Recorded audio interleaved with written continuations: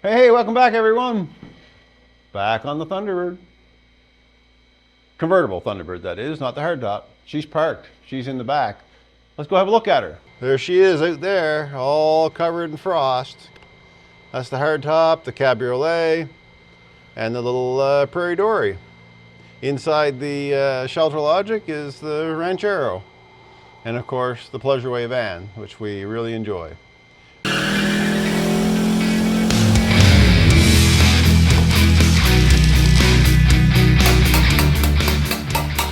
I've got the door gaps the way I want them before I put that cover back on the torque box. And Walter pointed out that I hadn't been, he didn't think I had the doors strapped together, and he was right. And I haven't had the doors strapped together at times. But when I'm not working in here, the reason I didn't is I wanted to access this up like the upright. I want the car sitting like this, as if it's down on its wheels. So when I put this torque box cover in, everything is where it needs to be.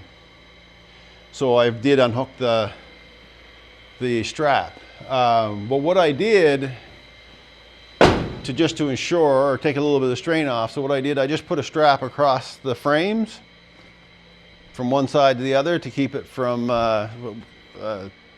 putting too much strain on my locking device here, which is very fancy by the looks of it. I really need to get that fixed up. So I just put a strap across the frames like that. So when you open that big heavy door, it holds the weight. It doesn't add strain to my locking device. But other than that, that's pretty much the way I built her. I did ratchet strap down the bottom. I should need to take that off. I don't need it there. There's a ratchet strap there. That's how I ensured that the bottom connector tube was tightened up in the right position. So what I did, I put a ratchet strap on it, tightened it up, and then I loosened this bolt, and the whole thing came together about 1/4 of an inch, and it seemed to settle down the back frame because it was a little light on the back wheels, but now it's sitting down square on all 3 wheels, so which is helpful. There's always these little things that you find that you'll tweak. But anyway, we'll get this cover on. I don't think anybody needs to really go through how to weld a few plug welds. I flattened it out. I flattened it out a little too much. She's high right here. It needs to be welded along here. So I'm going to bring this lip back down some, weld it on, and then fold it down as I plug weld it in. I'll drill these plug weld holes all the way out, so I have a good area to work with. Yeah, it's a little high right there too. This needs to be brought back down. Anyway, and then the back needs to be fixed. So enough of that. So we'll get that done, and then after that's done, I can start splitting this. Take this fender skirt off because it's right in the way. But we'll start splitting this inner and outer structure up. Get my finger out of the way. Keeps wanting to focus on my finger. Yeah, you guys all knew that. So I'll split that down, and I was thinking that you'll see the spot welds. I don't know if you can see them very well or not. Maybe. But those spot welds are quite low on the pinch weld. So I think I have to weld it all back in from both sides. So I think I'm just going to cut out each spot weld with the grinder or the zip cut. I don't think there's any need to drill those. I may have to drill a couple up here, I'm not sure. They look pretty high on the pinch weld too. So anything that's high on the pinch weld, or right on the edge of the top of the pinch weld, I'll just cut out with the grinder. Anything that's low enough to drill out, I'll drill out. But I have to take it out all the way. You'll see in here, this piece, like I said before, it goes all the way over to here. And I had to fix some of this as well. Not bad though, better than the other side was. Yeah, it's not too bad. The other side, I had to put a whole new section in there. But yeah, we'll get her. So let me get the cover on that torque box, and I'll bring you back and we'll start splitting that inner and outer structure apart. Well, we got the torque box cover on and all plug welded down and primed up. Should looking pretty good. So now I'm going to tackle that seam right there. I think I've been avoiding that. But anyway, it has to get done, so let's get at her. Let's get started on splitting this inner and outer structure. But first I want to turn the car up a bit. So just hold on and I'll get the car turned up a little tiny bit and it'll make it much easier to work on the bottom.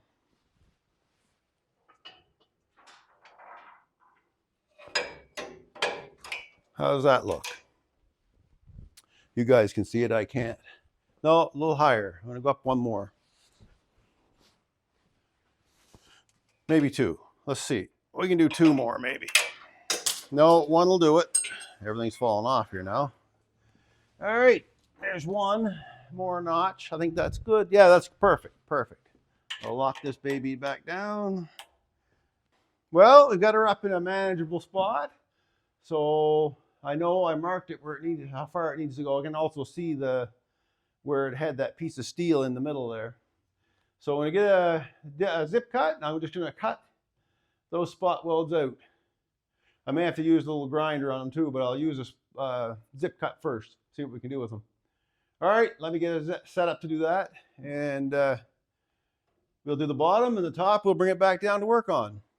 It's so easy to work that way.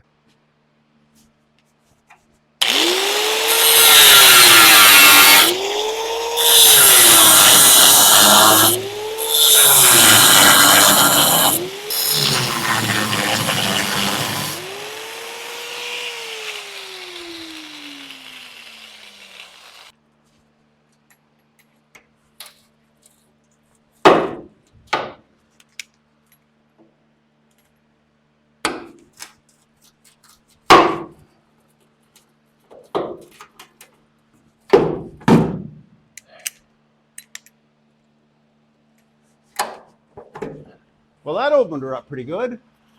I didn't need to do that one because there's nothing there. So that freed up a lot of that. Now there's that piece that's left in there. I don't know if I can grab it. I'll push it up with my spot weld breaker and hammer.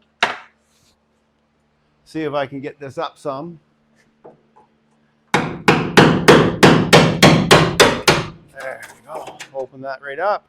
And down here, I noticed, I don't know if it's right about here, there's a little lip where they actually did open up that rail some. So I went to that next spot weld just to give it a little bit more room.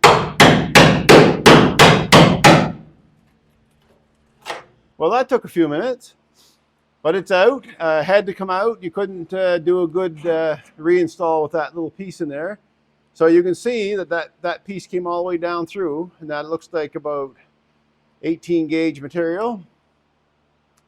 So that's good. Now I can slip the new piece right in, and I have to weld it from both sides. I know it looks pretty ugly where I took all that metal out, but if I drilled them out, it would have been the same thing pretty much.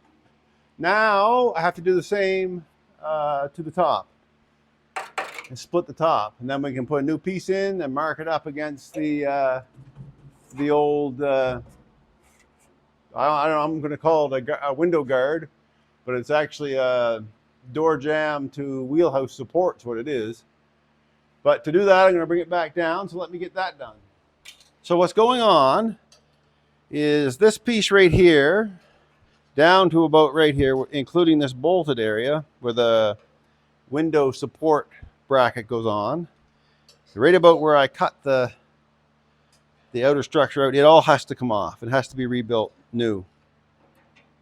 The bottom's good, it's good and thick, but the top must have had some stuff laying on it and rusted through because there's a hole right there. The whole thing is thin, so I have to cut this right off. Actually, I'm going to try to save this piece, so it's going to take a little bit of delicate cutting. I may have to just cut right through there, then just lightly come across the top. We'll see how it goes. I won't bore you with it, but that's what's going on there. Get it broke apart. Just pulling it out. It wasn't terrible. You can see one hole there, but it had some thin spots in it. But I can reproduce that with some 16 gauge. Set that aside. Get rid of that stuff, that old crusties. There's a little piece in here from the hole out. I'll have to put a piece on that. I'll have to do that before I can put the new piece in. But you know what? Should be much stronger than if I left it. All split apart, not pretty. There'll be a little bit of work to get it back together, but that's fine. You can see right down. So now I have to get a piece of steel to bring up, and I can kind of roughly trace those out on the back of the steel. Got that piece in loosely, kind of sizing it up, what I need to do before I can install it. I need to fix this, put a little arch on there. This needs, this flange piece has to be brought all the way down. It actually just comes on a triangular shape that goes like that. And you may think these are just a standalone. There's nothing, that's just a one piece. And it sounds like it. Well, it is a one piece there, but it's supported up in here. So there's another layer inside there, and it needs a little corner put on it. Not much, just a little corner. Yeah, probably over there too. I will bring it down. I'll probably cut that right off and do the whole thing over right there. This here is part of this, so I don't have to worry about that. I'll have that covered. And then there's the wheelhouse itself. Quite a bit of work needs to be done on that wheelhouse, on the lower end of it. You can buy extensions for those, inner wheelhouse or outer wheelhouse extension patch piece. But they're like 200 bucks Canadian. Well, 180 something, and then shipping is, you know, well, I don't even want to go into that. And then there's also this, so I have to put a piece in there, fix that up. You can see it's a bit rusty. I'm not going to leave that in there. I'm going to cut it off, put another piece of 16 gauge in, easy to work on there. Then the piece that goes over it has to be done. This hole, that's where the mounting bracket, the lower mounting bracket for the window, sail windows go. So that's important. That's why this hole's here. So you have to be able to get in there and bolt that on. Then they're right beside it, and I forget which side it goes on. I think it's, I forget now. I'll figure it out. I'll look at the books.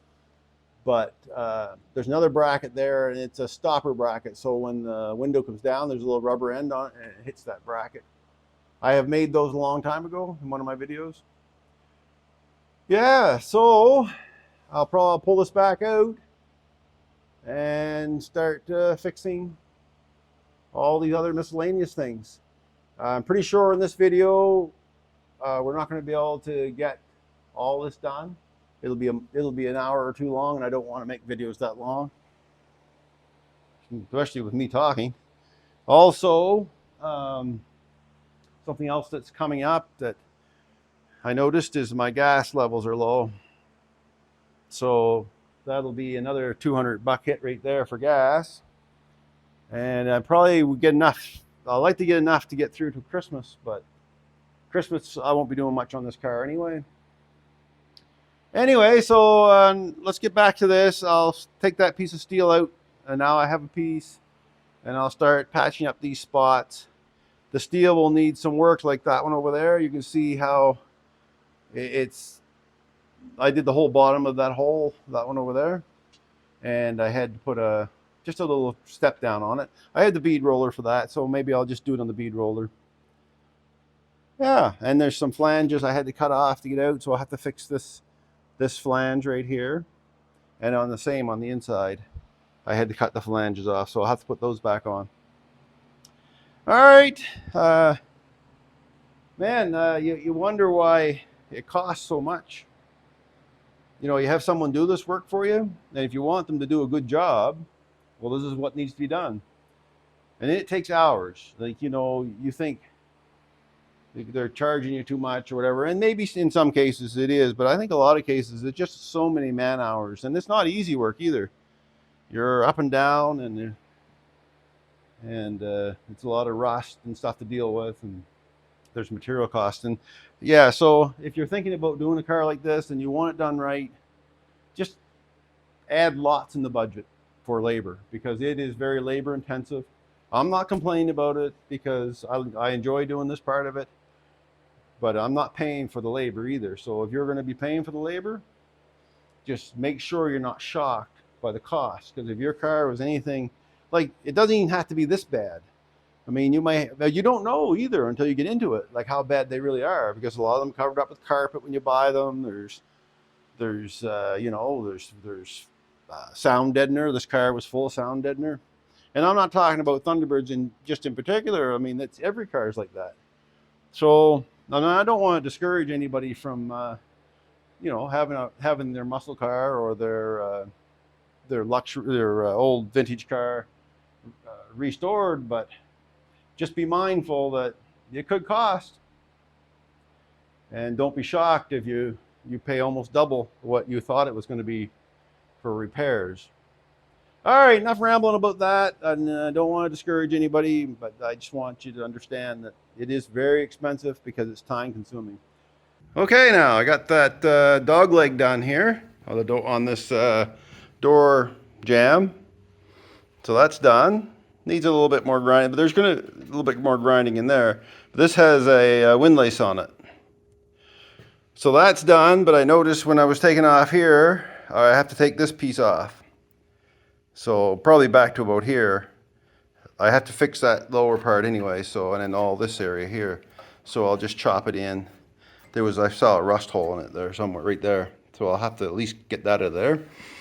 I've got that, you can see it or not. The light in here, you probably can. So I've got this piece in, and I'm going to rust treat all up inside of here as well, and then I'll red oxide what I can reach anyway, because I'm not taking the quarter panel off this side. This side, the quarter panel is staying on. So that's done, and the dog leg is done on the door jamb. And now let's tackle this baby right here. This is 16 gauge stuff. Not bad. You can work with it, make it work. I'll blow this all out, getting dirt in there. All right, so continue on, and we'll make this happen as well. And once that's done, I guess we'll decide where we're going to go, but probably have to fix some of this inner fender up. Or this wheelhouse, rather. This outer wheelhouse. But we'll see. Got a piece made, 16 gauge. I scored it with the zip cut, just scored in places and bent it. This part here I had to form a bit because this has kind of got an arc to it a little bit. It just put it over the bench and pounded it down so it formed a bit. I'll weld those seams over so they're good and strong, same as the back side of that one. I'll do the front of this one as well here. Sorry, I'll get another way. I'll weld in there. And then I have to put a piece in here, and then there's a hole that went in here for the that bracket. Now on the other side I put the hole in. I cut the square hole for the actual fastener that goes in there, but I have some riv nuts, and I have a few different sizes of riv nuts, so I think I'm just going to drill a hole in that to match my largest riv nut, I think, which is a 3/8, and that'll receive a bolt for that bracket, because the brackets are adjustable side to side and in and out, depending which side you're looking at. I think up top it's side to side, and down here it's in and out. So really I don't need a fixed, like they were like a captured nut that was in there that clipped in. So just a riv nut in the general location will be more than enough. So that's looking pretty good. There we go. That piece built. I cut a hole in it, a little bit of oversize, because this is the inner piece. The next piece that I built that goes over that, it'll have one hole for a riv nut, and I need to have a spot for it to go. Other than that, because the old one had, you remember, had a square hole in it. And this will be good enough, I'm sure. If I have to hog it out with something, or drill through it, I'll do it. Anyway, let me get her burnt in, and we'll continue from there. Well, I got that piece in. Looks pretty good. Primed, rust treated, primed. There's a little spot right here. What I'm going to do, though, is I'm going to put this piece on first. And I see a couple small holes right here. I'm going to drill those out and put plugs in them. For now, I want to get this on to hold this all together. I don't want to keep opening up areas. So I'm going to weld this on now. Okay, I've got it in. I painted it black, not thinking, why did I do that? But anyway, it's a black primer. I had a can on the bench and never thought that I'm going to red oxide this. Anyhow, it'll be fine. I'll get red oxide over it. What needs to be done here now are some flanges put on. This bottom piece is rusted, so I'm going to replace that. Well, that's it, everyone, to get that piece in. Some flanges on it. It's looking pretty good. It's strong enough, that's for sure. So I'm going to leave this video here for now, and thanks for watching, everyone, and we'll see you in the next one. Take care.